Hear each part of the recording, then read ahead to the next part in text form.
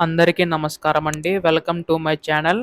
తెలంగాణ రాష్ట్ర వ్యాప్తంగా ఉన్న రైతు సోదరులందరికీ ఉపయోగపడేలాగా రాష్ట్ర ప్రభుత్వం అయితే అనేక పథకాలనేవి తీసుకురావడం అయితే జరిగింది కదా! గతంలో మనకి రైతు భరోసా, అలాగే ఇప్పుడు చూసుకున్నట్లయితే రైతు భరోసా.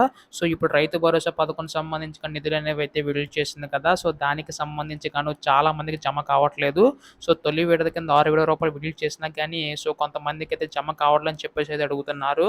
సో, జమ కాలేని వారి పరిస్థితి ఏంటి? వారికి ఎప్పుడు జమ అవుతాయి? అన్న దానిపై ఈ వీడియోలో పూర్తి సమాచారం అంతా కూడా తెలుసుకుందామండి. రైతన్నలందరూ కూడా వీడియోనైతే పూర్తిగా చివరి వరకు అయితే చూడండి.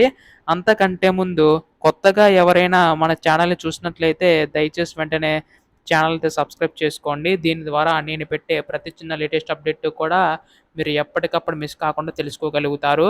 అందుకోసం వెంటనే ఛానల్ అయితే సబ్స్క్రైబ్ చేసుకోండి. అలాగే వీడియోకైతే లైక్ చేయండి.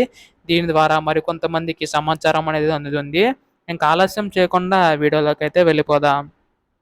సో, ముందుగా ఇక్కడ చూసుకున్నట్లయితే రాష్ట్ర ప్రభుత్వం రైతన్నలందరికి ఉపయోగపడేలాగా అనేక పథకాలనేవైతే ప్రవేశపెట్టింది కదా! ఇందులోగానే మనకి ఈ యొక్క రైతు భరోసా పథకం కూడా ఉందండి.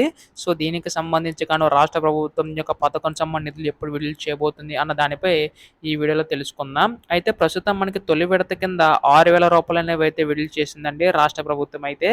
అయితే ఇక్కడ విడుదల చేసినా గానీ కొంతమందికైతే జమ కావట్లేదని చెప్పేసి అయితే అడుగుతున్నారు. సో, దీనికి సంబంధించి కూడా రాష్ట్ర ప్రభుత్వం అయితే సమాధానం అయితే ఇచ్చిందనమాట.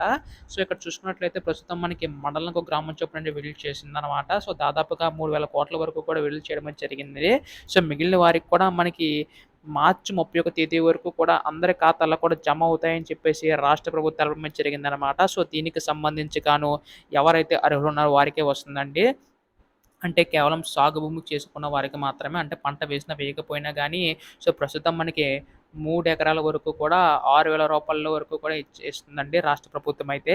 అయితే దీనికి సంబంధించి గాను మనకి మిగతా ఎకరాలకి ఎప్పుడు ఇస్తుందని కూడా మనకి త్వరలో ప్రకటించే అవకాశం ఉందండి. ఈ ప్రక్రియ కూడా మొత్తం కూడా మార్చి 31 తేదీ వరకు కూడా ఈ యొక్క రైతు భరోసా కార్యక్రమం అయితే రాష్ట్ర ప్రభుత్వం చేపట్టే అవకాశం ఉందన్నమాట.